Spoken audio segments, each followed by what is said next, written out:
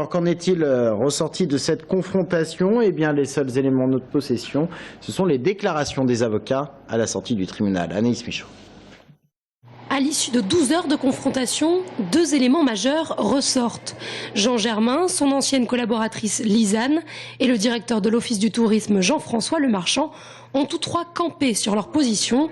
Et pourtant, les avocats se félicitent du déroulement de cette journée. C'est pour monsieur le sénateur maire de Tours, monsieur Jean Germain, une journée d'assez grande satisfaction. J'ai entendu mon confrère vous dire qu'il était satisfait de cette confrontation. J'ai exactement la même analyse que lui des conclusions que l'on peut faire de cette confrontation, sauf que je n'ai pas nécessairement la même interprétation.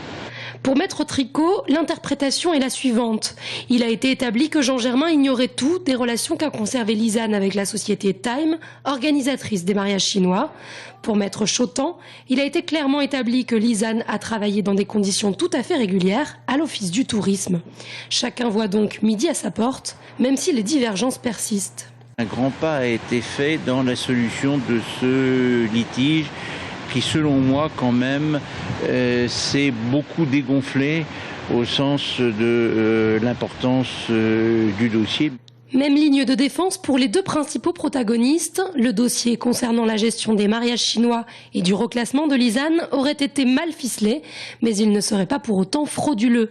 Les avocats sont donc d'accord pour dire qu'il faut revoir les chefs d'inculpation et espèrent même l'abandon pur et simple des poursuites. La chambre de l'instruction d'Orléans est saisie d'une procédure d'annulation de cette mise en examen. Nous considérons depuis le début que les charges sont clairement insuffisantes.